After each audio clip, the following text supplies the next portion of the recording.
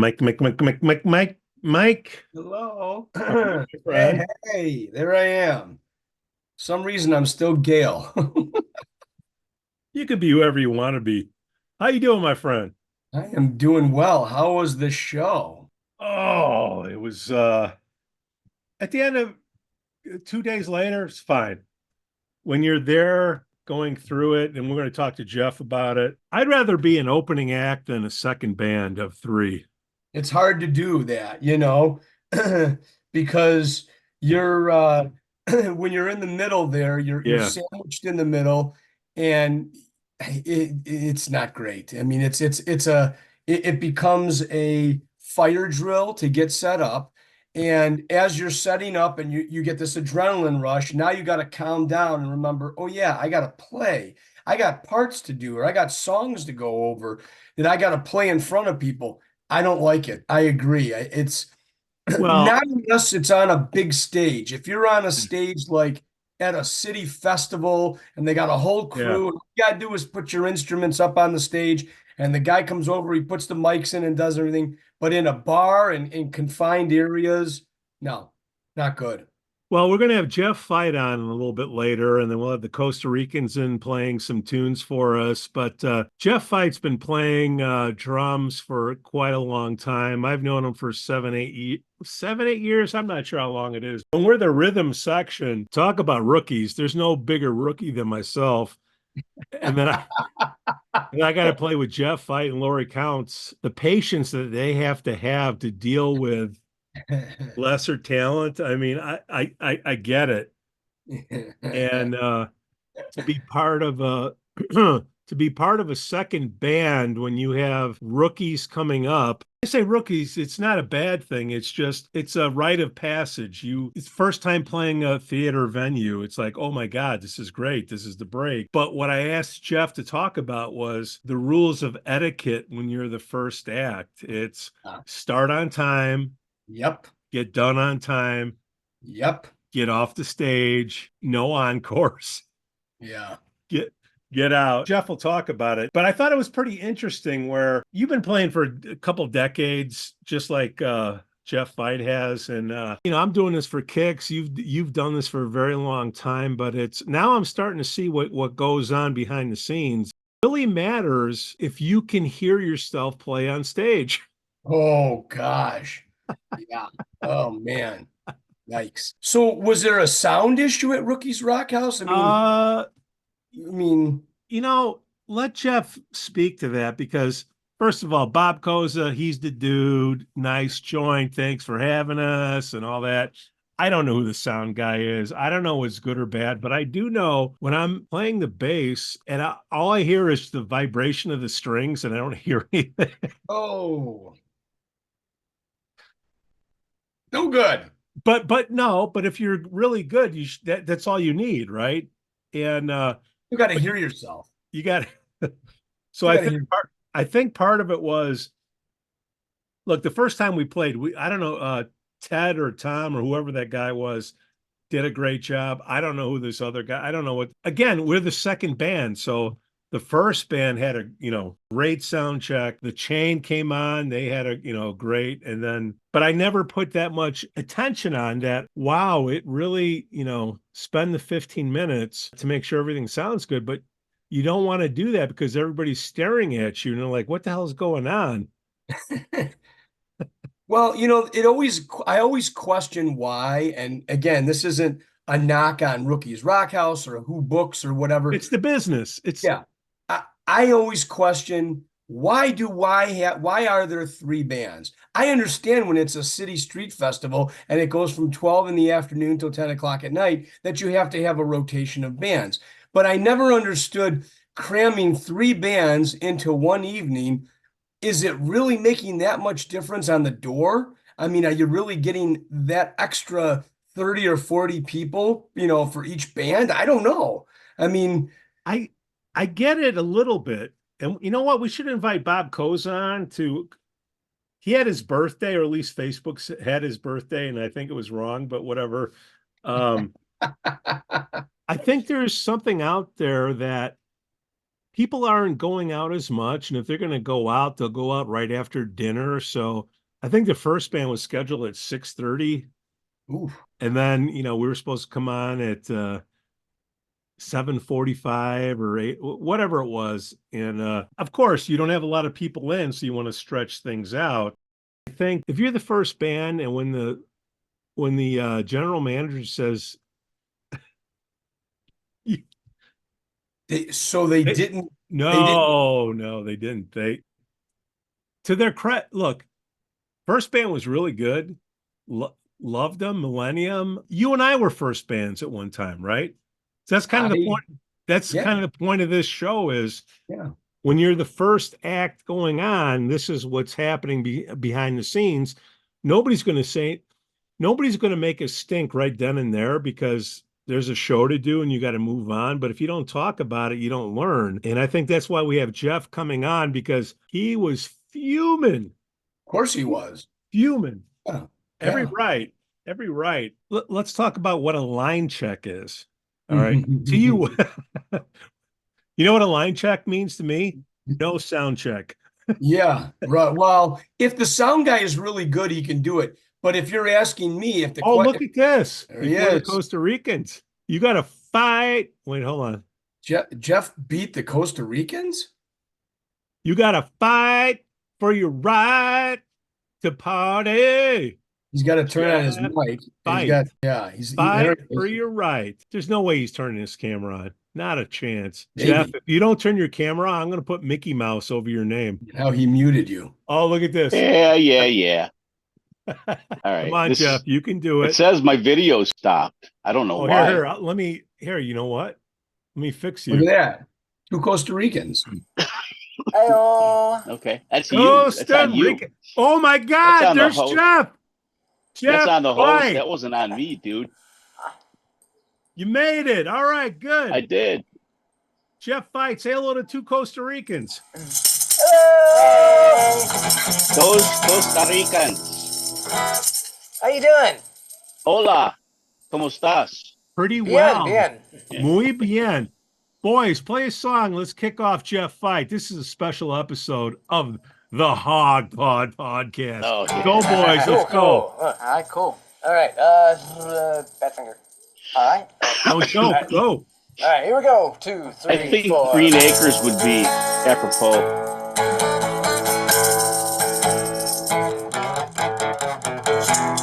Guess I got what I deserve.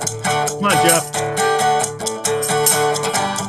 Kept you waiting there too long, my love. All that time without a word. Didn't know you'd think that I'd forget or I'd regret. Special love I have for you, my baby blue.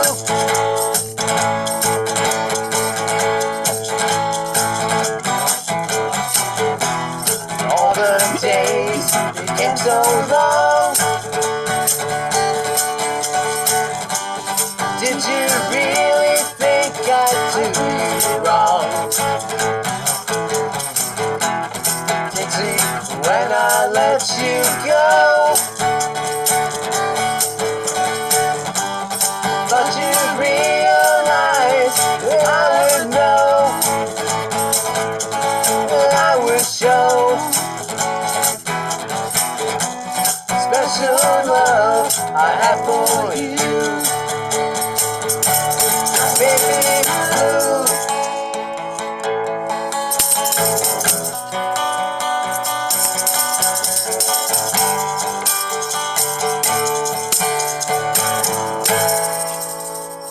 The 2 Costa Ricans kicking off another hop. One of my favorite bands of all time. Cool. Badfinger. Cool. Yeah, we both met Joey last year. Joey Mullen? Joey, Beetlefest. Yeah, Beetlefest. We met him a couple times. We're friends with him on Facebook. Yeah. I also met the drummer long time ago, some years before he passed. Rest in peace, Mike. Great band, great songs. Yep. Speaking of drummers, They were attached pretty hip to the Beatles. Mm-hmm. You know, it's you could hear their influence. You could hear some of the writing. You can hear some of the writings too. Definitely, yeah. Gail, who's this guy that showed up talking about drummers? Does he know anything This about is drumming? Jeff Fite, drummer extraordinaire from the Mosquitos and Heart of Glass and What Is Moo Boom, ba-boom. and many other bands. Jeff Fite, welcome to the show, my friend. Welcome. Thank you. Jeff, you got game, my friend. How long you been banging the skins? I started when I was 7, so 1923?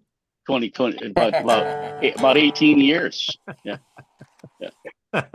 18 years, that's right. Yeah. Oh, 50 some odd years. Yep. now you don't only just play, Jeff. You are also a teacher, is that correct, of the drums? Correct. Yes. How long have you been doing that? Since I was my first drum student, I was 18. He was 21. Anybody good at math here? 25 years. He heard me. Yep. He heard me All right. playing. He heard me play. Well, He lived down the street from me, and he heard my band playing in the garage. And he said, "Do you teach me how to play some of this stuff?" And his favorite band was UFO. And I said, "Yeah, I can teach you how to play that." So he was my first drum student. He was 21 years old, and I was 18. So what was the first song you wanted to learn? 45 years ago. Fire on High? What was the song? Yeah. What was the first song? It was some of the stuff off of the live UFO. I can't remember which one it was, but he was trying to do some of the tricks, and he said he couldn't figure it out. So I sat down with him, and in about a half an hour, I had him playing at least 3 of the songs on that album. So you got skills, Jeff. You still teaching? yes, but I've kind of stopped teaching the kids because the problem is accountability no longer happens. It's no longer part of our society. So parents don't hold them accountable. They don't practice. They don't bring their sticks. They don't bring their books. And we basically, they were coming to me for glorified babysitting. And I just said, I can't do this. I don't want to take the parents' money anymore. To me, it's like, no, I can't do this. So I've got a couple of adult students still. Yeah. When do you think that changed? Do you think it changed when the iPhone came out, 2007, 2008? Just a lack of attention? I think it started, a big problem started happening when I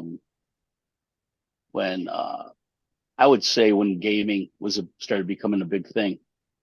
They would be more interested in using their thumbs to destroy a battleship than they did in hitting a drum.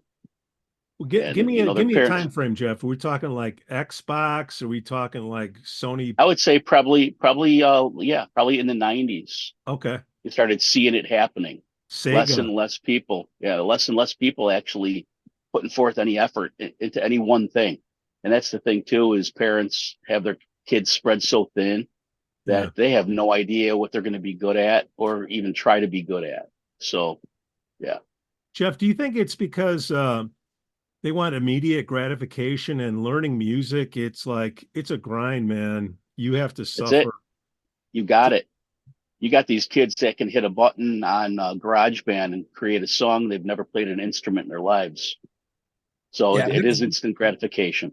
Yep. You have to be dedicated to sitting down and learning the rudiments and doing the rudiments again and again. And if you're not doing that, and I can relate to the story. And Jeff and I talked about this. I took lessons very late. I was in a drum and bugle corps when I was in 5th grade, but I took drum lessons, and it was early 2000s. And the guy I took it with was a guy by the name of Tony DeVozio. And he was a very good drummer, like Jeff, a prog drummer. He loved Yes and, Tool and, Dream Theater. And I heard him reading the Riot Act to one of the students before I went into my lesson. And when I got in, he said the same thing. He goes, "You're my best student because you actually go home, you practice everything, you come prepared, I tell you to play the page and you play it. These guys haven't done anything. And he goes, "You're the only one." And I said, "Well, they're wasting their money. I mean, it's, your time is your time, but they're paying you for it. So what's the difference?" He goes, "It's just frustrating. I just don't Yep. want to be dealing with people that are immature and don't want to put the time forward." So he goes, "Now I tell parents and, students when they first come in, if you're not going to be committed, I'm not the teacher for you. I want Yeah, somebody to be dedicated."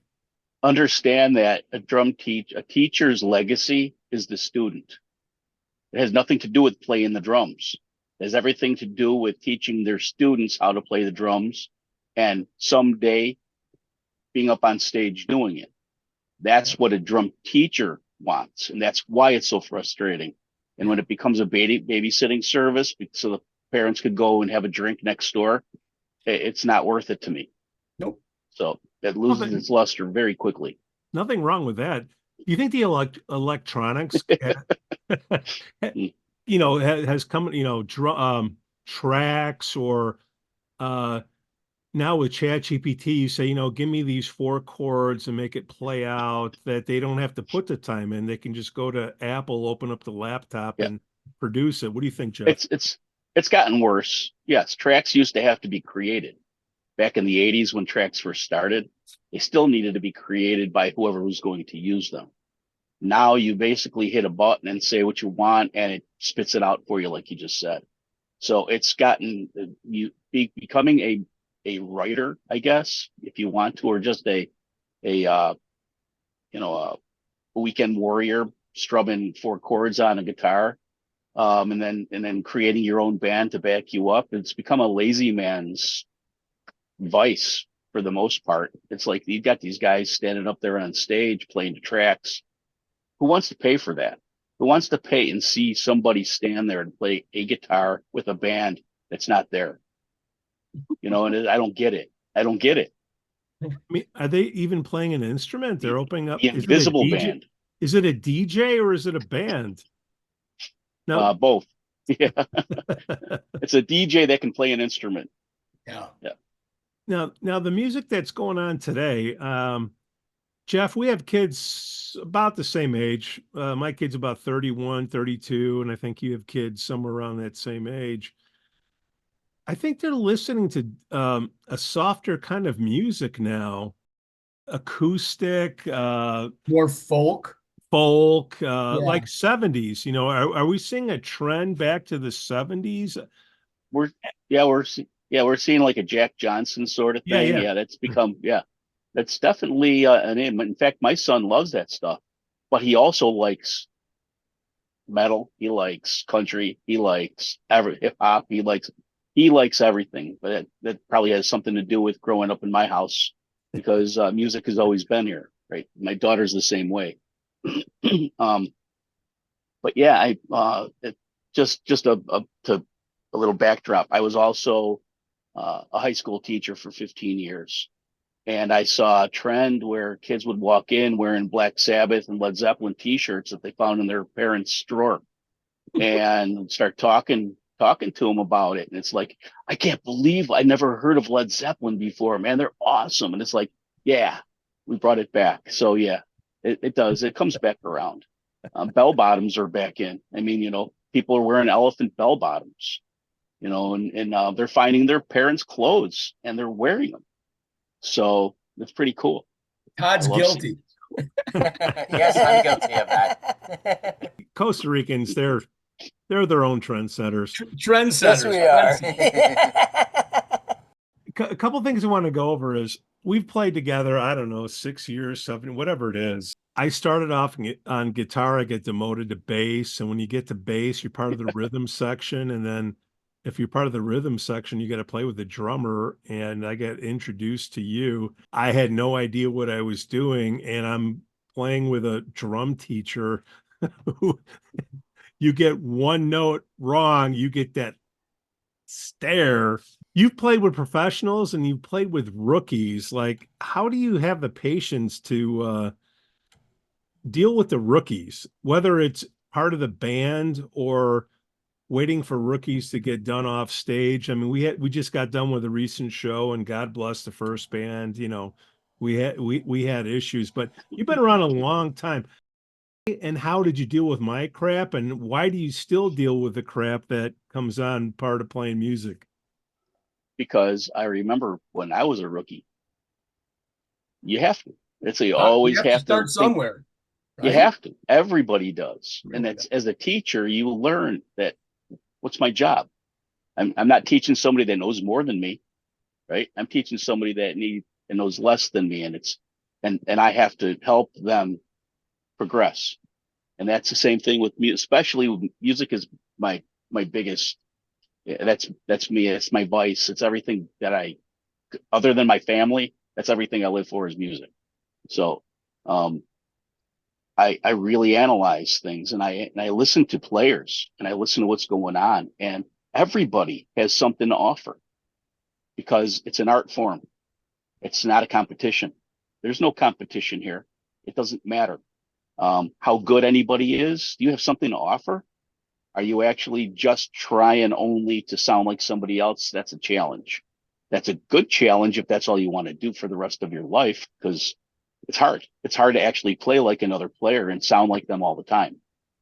But if you want to be an artist, your instrument is your canvas and you're creating.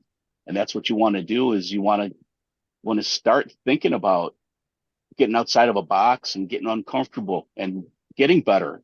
The only way you're going to get better is when you sound like crap, because then you know that you got to fix that and you got to get better there. But if you always sound good, then you're not challenging yourself. Always my lesson, my drum students, Yeah. It was so important that they understood that they were going to make mistakes, and you don't get upset or embarrassed by it. Just go back to it and fix it. And that's what we did. We did a lot of fixing. Played with What Is Moo, and that was Laurie Counts, Art Shear. I forgot who the other guys. Who were the other? Eric Gulbranson. Dealing with 4 pros there, right? What's the difference between doing that and you're having your whatever prog session, and then having to do like a rookie tribute band? Like what? Well, understand they are different. When you're playing progressive music, there's a lot of rhythm gymnastics going on, and you have to play the part. And chemistry has a huge role in everything you're doing musically. You can have 4 of the greatest musicians playing together up on stage, but it sounds like 4 different musicians playing up on stage. And then you can have 4 rookies who have great chemistry playing up on stage, and they sound like an entity. They sound like one unit, and it comes out musically. It's not just a bunch of people spitting out a bunch of notes. And that's important. I've seen both sides of that. And it's like with Heart of Glass, it's like, yeah, obviously there's a big difference in abilities, but the chemistry that we all bring to the table and the workmanship and the amount of time and effort that everybody's putting into this project, I'm hearing nothing but rave reviews because of that. So I love this. It's awesome. And I love to be able to sit down and put on my headphones and play to a Genesis album or a Yes album. Yeah. And it's like I get the best of both worlds.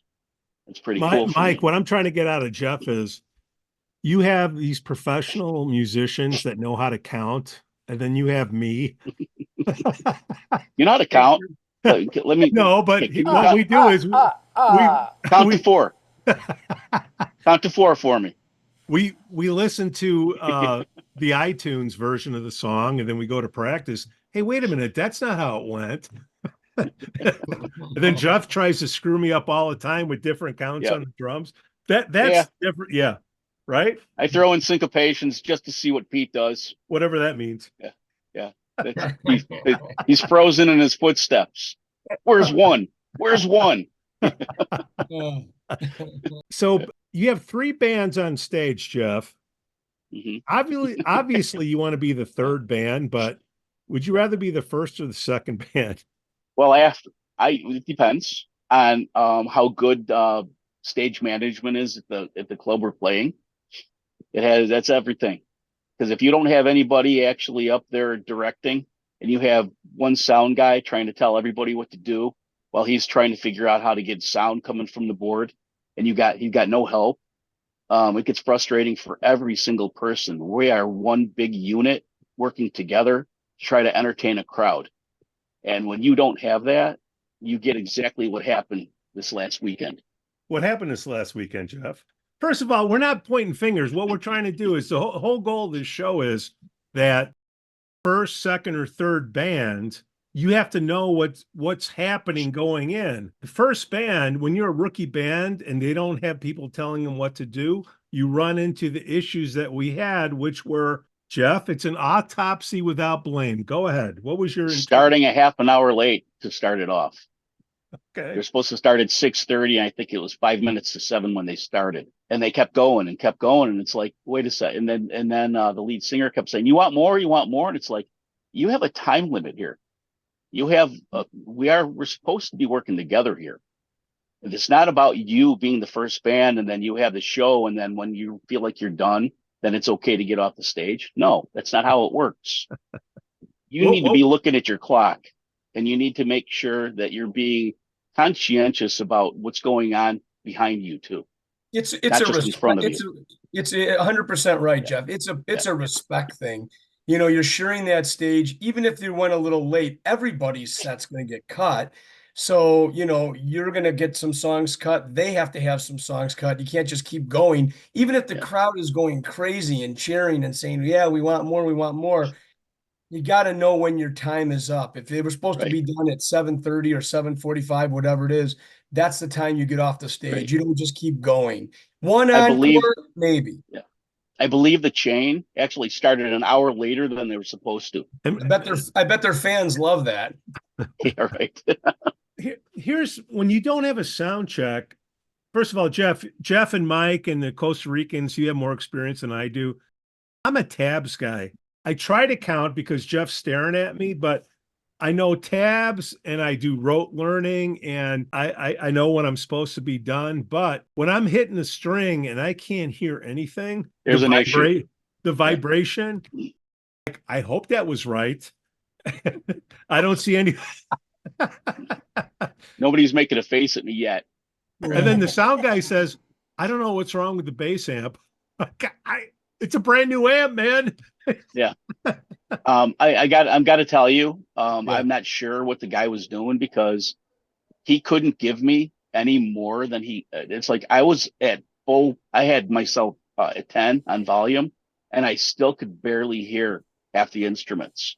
So I don't know if that sound guy knew what he was actually doing, and he smelled like reefer. So give him that. Hey, Mike. Damn you. Yeah. Mike. Damn you, marijuana. I looked at Sticks, Jeff Fite here.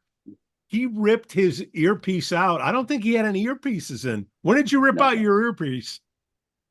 Three different songs. It's like I had to because I couldn't hear.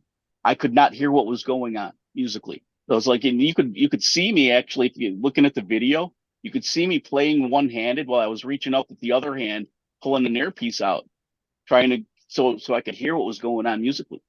It was just a really, really bad mix. And like I said, I don't know if the guy knew what he was doing. I swear. I don't know where Bob got him. I have no idea. I've never seen the guy before anywhere else. And to be fair to Rochaus, we did a show there earlier, and that guy was great. Whoever, I forgot his name. Tim.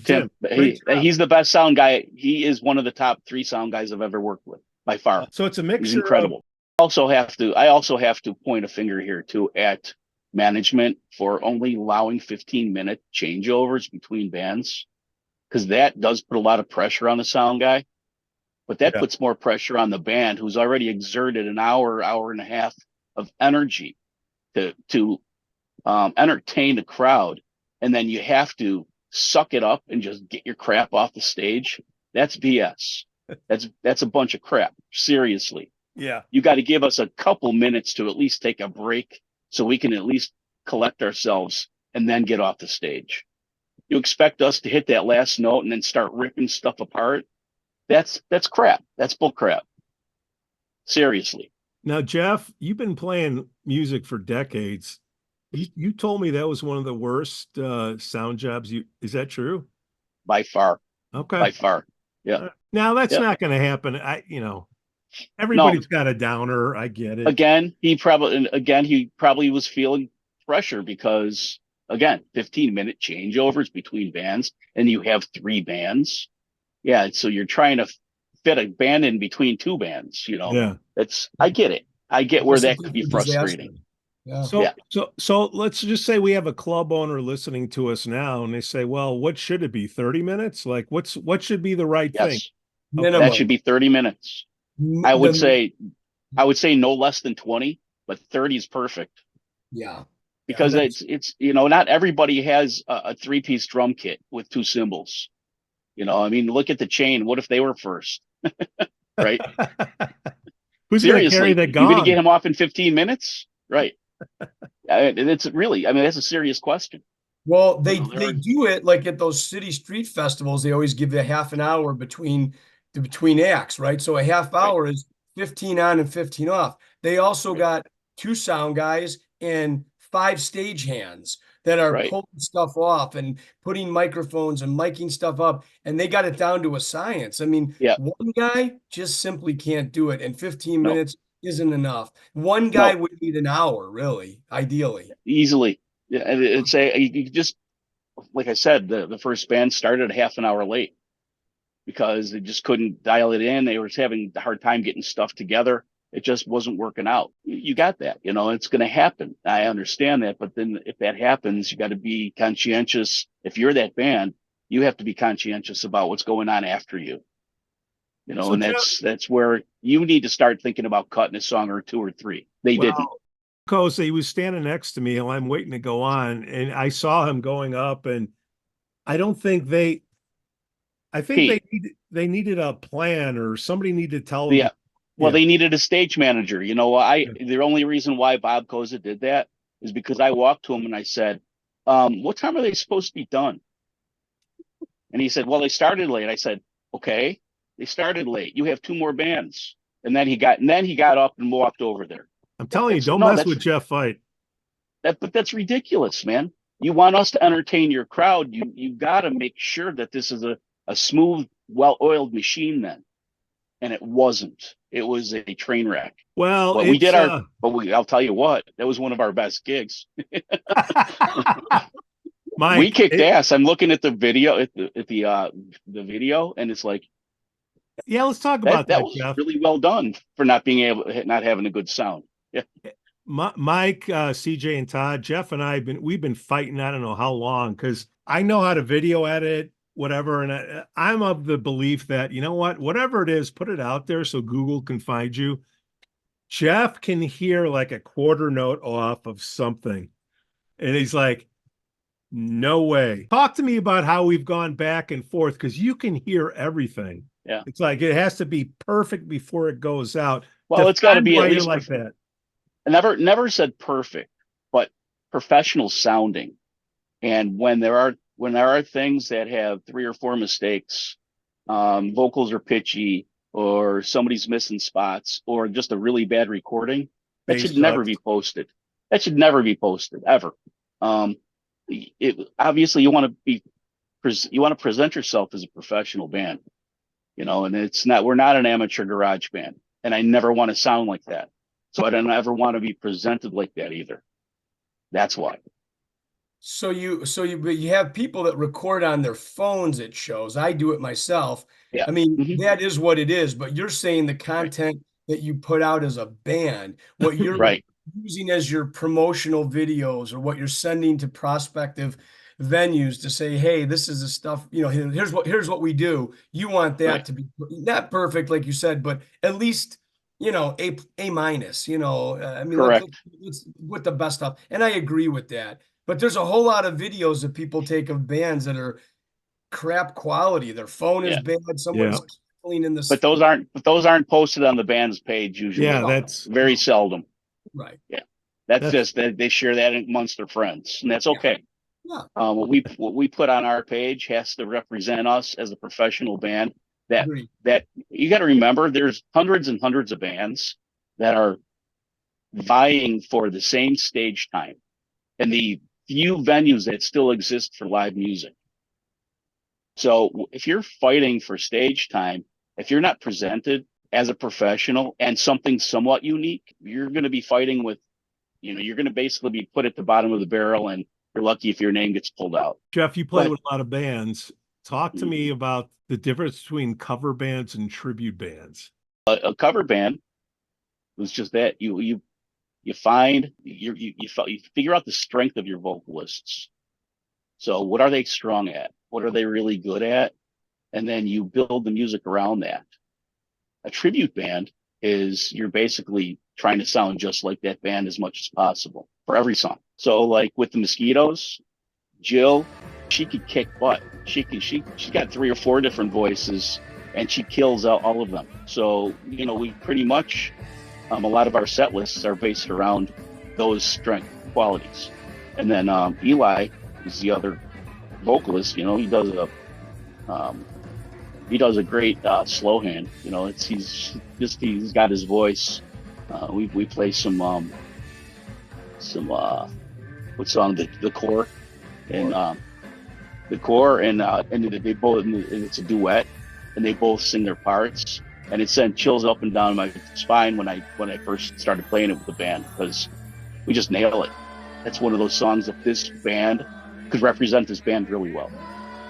But we're so diverse, and being able to play stuff from the late 60s all the way through today, that that's the kind of, if you're going to be in a cover band, that's what you want. You want diversity. You want to be able to see little pockets of people moving to a song, because you're not going to please everybody all the time. But if you're a Blondie tribute band, or any of these, like Chain, or Fleetwood Mac tribute band, or any of these tribute bands that are out there, if you're not nailing it, they're going to know it, and they're going to walk away and start having a conversation with their friends. Well, so you got to excite them. Yeah. Here's where I'm going with it. Okay, tribute, it's kind of easy. You got to play the songs that the band wrote or they covered. If you're doing a cover band, how the hell do you pick the songs to cover? It's got to be god awful to pick the songs. I just explained that. You got to figure out the strength of your vocalist. Who's the front of your band? Your vocalist is the front of your band. I'm talking about the Mosquitos. You got like how many people in that band? How do you get but you got one, you have one main vocalist. Yeah, really. Yeah, you got one main vocalist who does 80% of it, and the other vocal does the, other 20%. But we try and find stuff that, is in that range. I mean, hence the reason why we're not doing like REO Speedwagon, right? I mean, Eli would not be able to sing like Kevin Cronin, so you can't really cover that, I mean, you have to cover stuff that is within his range. That's how we select songs, and stuff that we like and stuff that people, like and enjoy. I mean, we try, sometimes we hit, sometimes we miss. Well, you have to have a good crew, right? The personalities you can't have. Right. It's got to be put to the side somewhere to get, for the greater good, right, Jeff? Thank God we're all in our 50s or older, because that kind of happens. It just, and then eventually goes away.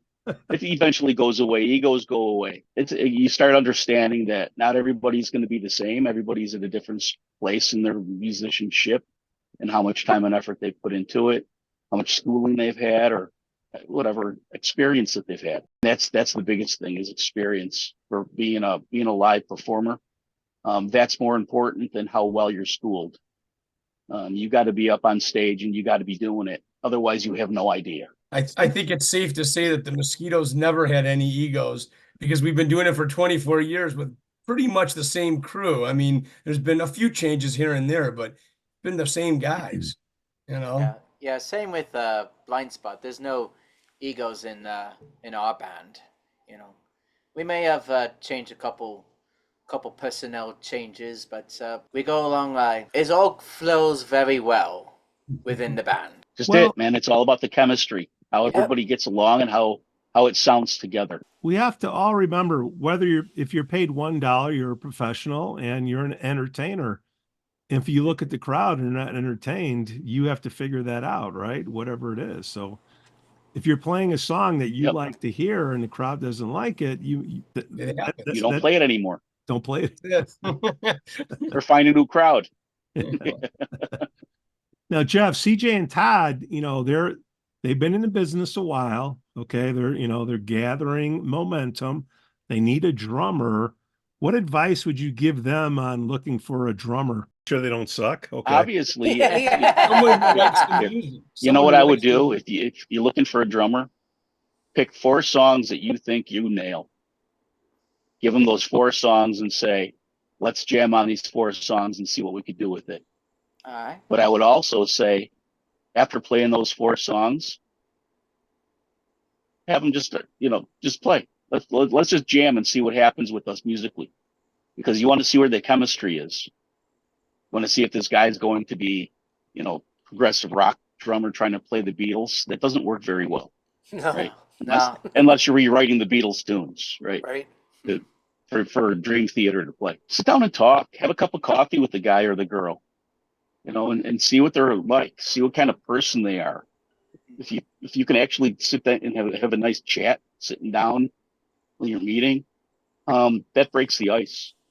And then you put the instruments in your hands and you play and see where it takes you.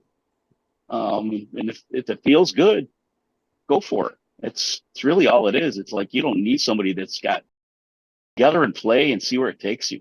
Yeah, exactly. Because again, it's an art form, and you guys are having a conversation on stage with your instruments. That's a conversation between all of you. And if it sounds like you're all on the same page and you're all, agreeing per se, musically, then it'll take you places. It actually starts feeling good. How do you get a leader, Jeff? Somebody's got to lead this thing, because if everybody's agreeing, like, how do you get somewhere? Well, if everybody's agreeing, you don't need a leader. I agree with you. But there's what do you want to do? I agree with you, exactly. Pete. What do you want to do? Like, how? No, not what you want to do. The leader. You mean somebody who's actually going to take the reins on direction of the band. That's what you mean. Yeah. How do you figure Well, sometimes that just happens naturally. That's a personality thing. I've been in bands where nobody took leadership, and obviously they didn't last very long because nobody had those leadership qualities or the time to do it. And that's the thing too, is if the person who puts the band together is the one who has that leadership quality anyway. So they're usually the ones that are going to take the reins of direction of the band. CJ and Todd, who goes to get payment? Usually him. Yeah, usually me, because Todd, so you're the leader of the band. No. No, Well, without him, we wouldn't exist. Right. So yeah, it'll be just one Costa Rican. yeah, it's just me. And, yeah. Well, that's kind of where Costa Rican. Well, see, but that's kind of where the clash comes in, because we get caught up in titles, but somebody's got to make the call. And if nobody makes the call, you get nowhere. And that's kind of where some bands run into problem. They never go anywhere. Right. Right. So that's kind of the question I'm asking to Jeff, because he's been playing for decades, and I'm sure you've been in and out of bands, and you see that, you don't have the right personalities, you don't have the right leadership. Having a band, it's a sticky wicket, boys, to get to the right mesh of going on, the right personalities, the right songs, the right market. It's not easy. It really isn't. No. So I don't see kids today. Now, this could be we're all old farts. To go on stage, to go in front of somebody and try to play 18 songs. Who are you calling a fart?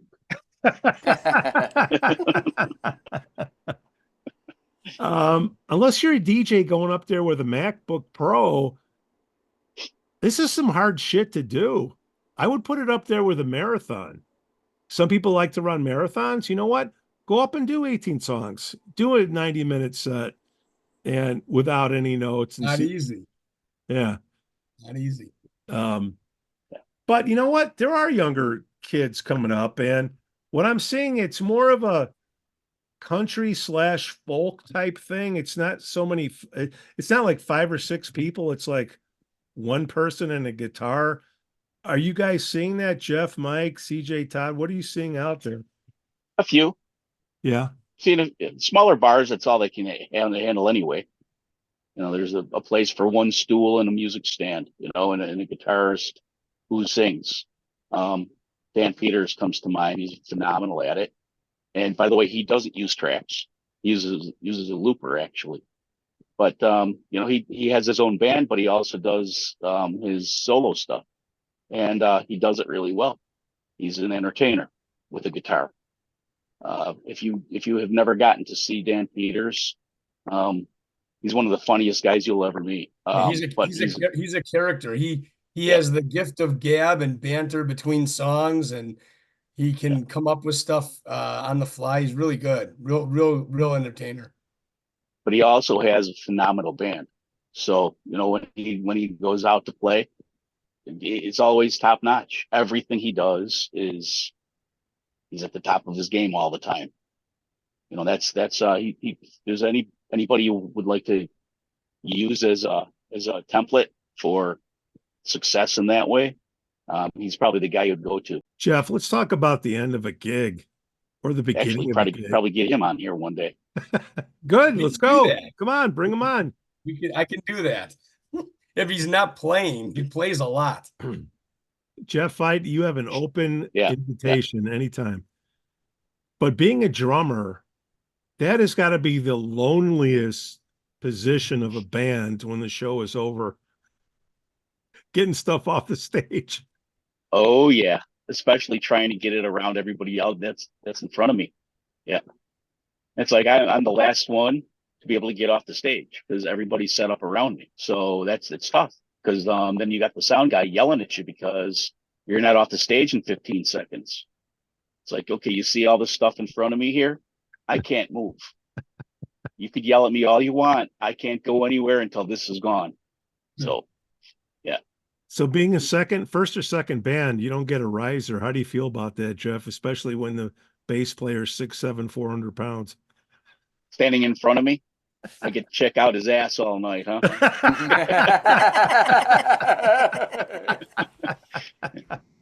Yeah, it gets uncomfortable sometimes. It's like I don't even try anymore. It's like moves, so I can actually make eye contact with at least one person in the crowd. Yeah. Well, we are all trying to stare at you and the bass drum to make sure we're on count. I hit my snare drum harder next time. Yeah. So Jeff, what's your biggest advice you could give to a rookie, somebody that's just getting their first gig at Rock House? What would be give 2 or 3 pieces of advice to them? They've never played there before. Yeah. Keep it simple. Especially if you've never played there before and it's your first time doing something like this, or you're really new at it. Don't try to do anything you've never done before or that you haven't practiced. I see a lot of guys go out there and they try to show off and do things that they've never done before, or try to play some really cool beat that they've never done before, but it's like all of a sudden off the cuff they got this they feel this need to be able to show off, and it's a train wreck. It actually messes up the band. And I have stories like that. When I was young, I would do stupid things. So learn from me. I did stupid things. Don't do them. Like what, Jeff? Go ahead. Right. Like that. This is what I'm just talking about. It's like trying to do something that you're inspired to do because you heard it, but you've never tried it. And, something I heard Simon Phillips do or Billy Cobham do. And it's like, I want to try this in this song. Wait a second. You didn't practice the song that way. And it's a train wreck. It doesn't work that way. So you got to keep it simple. You got to keep the conversation with the entire band. You keep it flowing. You have to keep the music flowing as a drummer. You gotta make sure that everybody knows you're the metronome that adds color. Really, that's what it is. You add color where you can, but you got to be solid, and you got to make sure people are feeling the music. And if they're not, then it's the drummer's fault. Jeff, why'd you pick drums? Micky Dolenz. What? What? Nice. Watching the Monkees in 1967, or I think it was. Yeah, 66. Watching the Monkees on TV, and all of a sudden there he was playing the drums, and it's like, that's what I want to do, and I haven't stopped. When my influence jumped from Micky Dolenz for the first 3 years to Bill Bruford in 1970. Yes, cool. Sweet. Yeah, that's a big jump though. That's a big jump. Yeah, definitely. But when I first heard Yes, Fragile, that was that just totally that set the stage for me as a musician. That was it. Yeah, he's very hard to replicate, Bill Bruford. Mm-hmm. You know, because I tried. There was a time I used to listen to Yes all the time, trying to nail that, you know, roundabout beats, and just it's very complicated, really. A lot of syncopation going on. He's playing that piece in 5. Yeah. All right. Anyway, about Micky Dolenz. When we saw him last year at Abbey Road on the river, there was another Fleetwood Mac tribute band that played there, and the drummer was like, "I played the drums for you, Micky Dolenz, all because of you." Nice, yeah. A lot of people, you know, obviously you got to see them on TV every week, so it was a big influence for us when we were there, you know, young kids. Huge influence. Same as us. Yeah, us too. Yep. So Jeff, I was a little too young for the Beatles. 1964 on Ed Sullivan. Uh-huh. I was a little too young for that. I was only 3, so that wasn't that was not an influence for me. Even though the Beatles were an influence, I didn't see them live. The first drummer I saw live on TV was Micky Dolenz that I can recall. So yeah. Rookie question. There's 2 styles of drumming. What do you call it when you like hold the sticks like this versus what you 2 do? styles?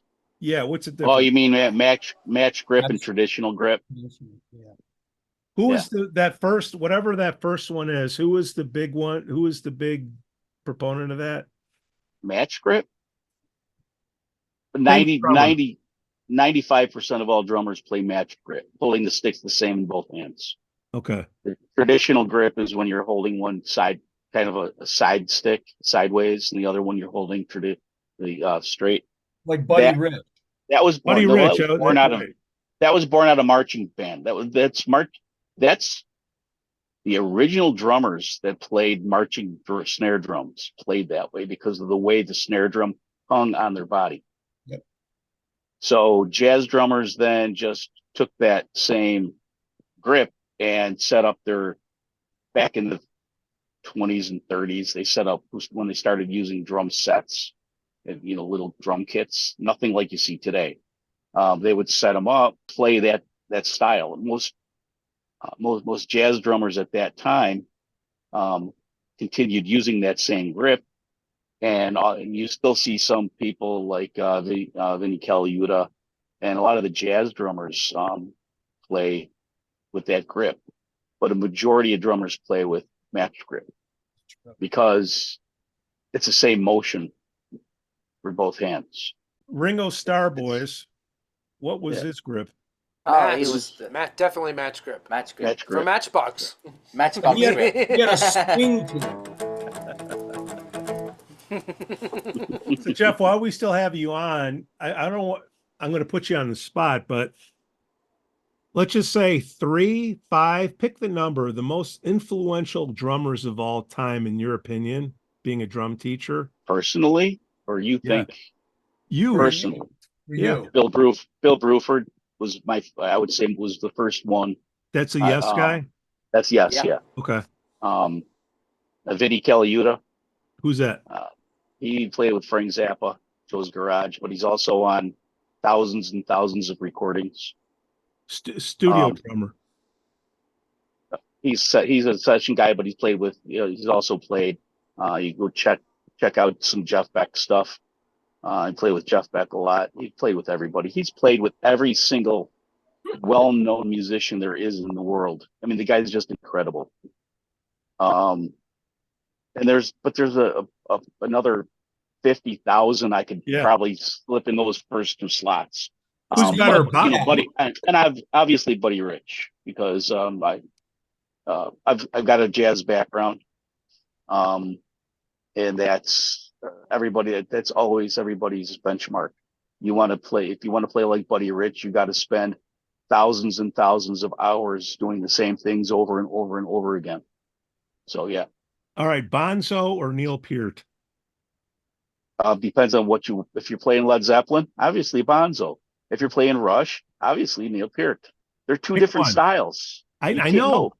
No, I'm not, because they're two different styles. You know what when somebody Which brings style this do you up, like better? I will say that let's put Bonzo on Neil Peart's drum set, and let's put Neil on Bonzo's drum set and play their music and see how it goes. And All see right. what, can Neil actually do what Bonzo did and actually hold back where it was necessary?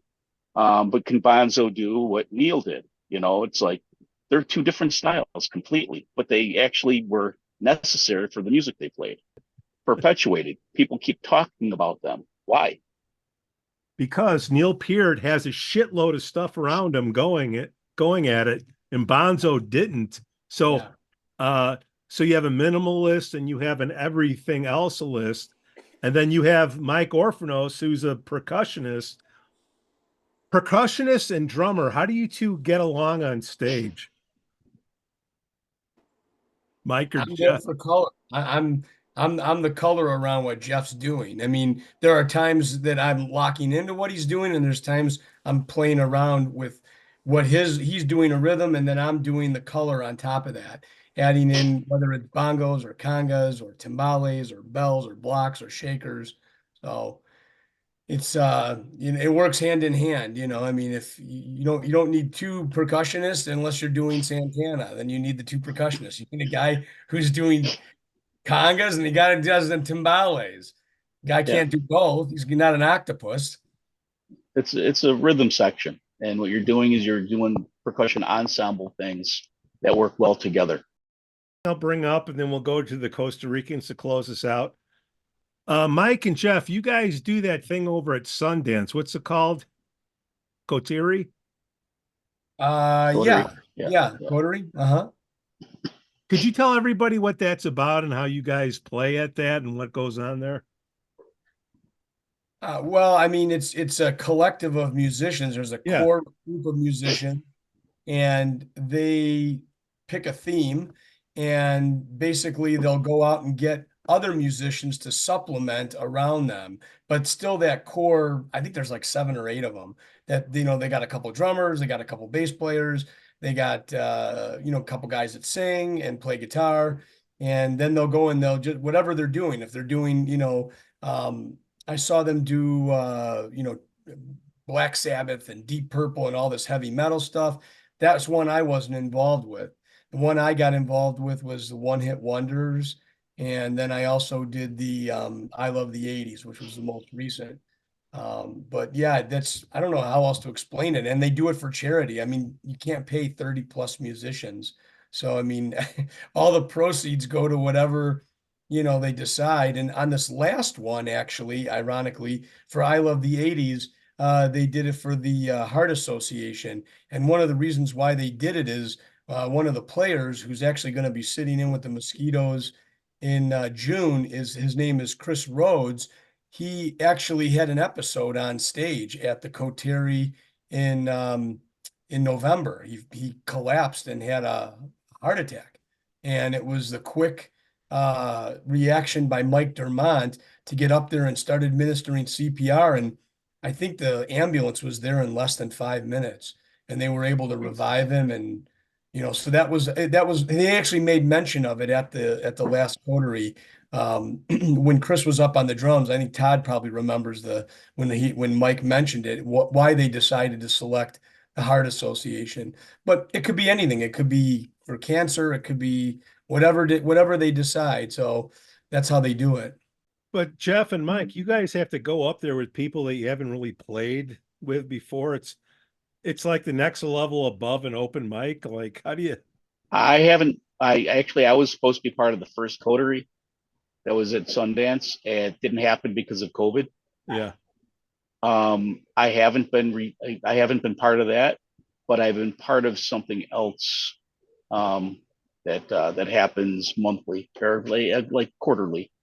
It's the same thing. It's a bunch of songs. We pick a theme, bunch of songs. Everybody signs up for 2-3 songs. Where at, Jeff? And you learn your part. You just learn your parts. Really, what it is you learn the song and you just play it together.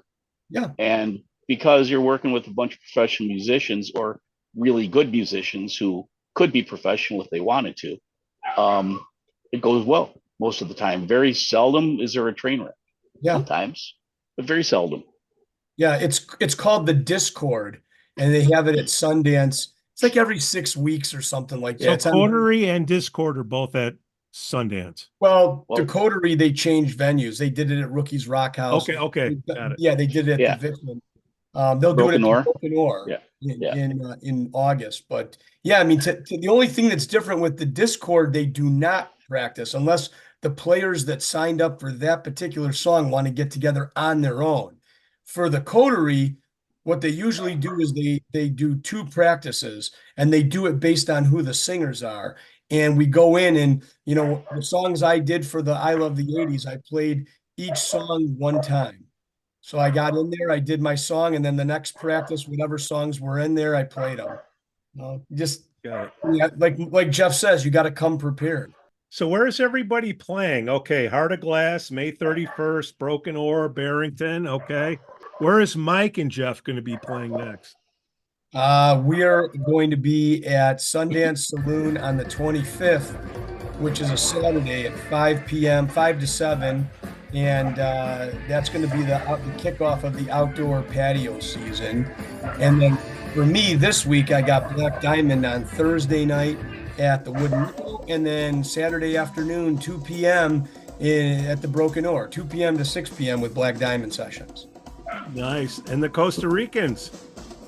Well, I have a gig at the Spoon. I have a gig with the Asteroids at Spoondoggers, just out in Wisconsin on the Saturday, June 8th, and it goes from 8 p.m. to midnight, and then here's another new bulletin.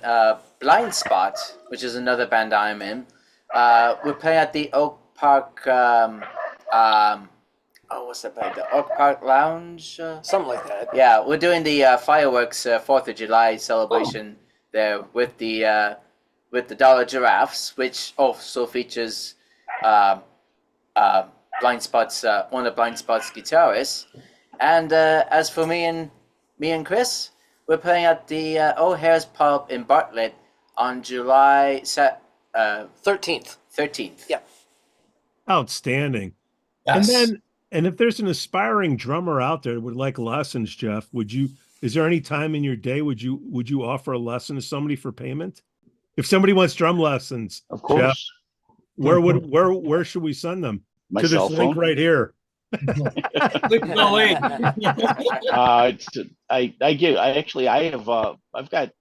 I'm kind of unique. I could actually have lessons. I can give lessons here in my own studio, or I can actually teach them at their place. Okay. A lot of times people are comfortable on their own kit. And and I've done that. I've done that a lot. It makes it more comfortable. It's more relaxing to them instead of them trying to sit down on an odd kit they've never played on before. So yeah. So reach out to Pete at the Hog Pod podcast, and we'll hook you up because Jeff is willing to take on one more student. Maybe 2. Maybe 2. Wait, 1 or 2 dedicated students. That's right. Yeah, Good there and you go. dedicated. That's just it. Somebody So the that way really Jeff wants Fite works to work. is it's a tryout. Costa Ricans, close us out, my friends. All right, Righty we'll do. then. All right, ready? Yeah. 1, 2, 3. Come on, Jeff. You got me running, going out of my mind. You got me thinking that I'm wasting my time. Don't bring me down. No, no, no, no, no. Woo-hoo. I'll tell you once more before I get off the floor. Don't bring me down. You're always talking about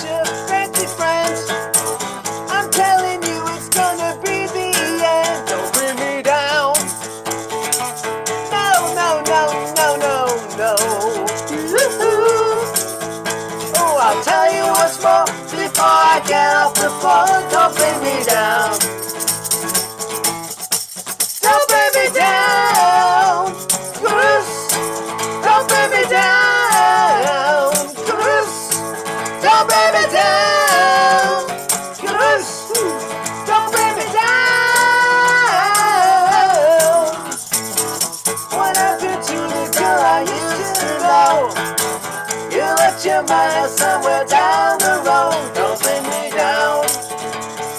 No, no, no, no, no. Woo-hoo. I'll tell you once more before I get off the floor. Don't bring me down. Yeah. Yellow. Yep. Oh, yes. Jeff Fite, Mike Orphanos, 2 Costa Ricans, another riveting. Just don't bring me down. Yeah. That's the plan. We are so up right now of the Hog Pod podcast.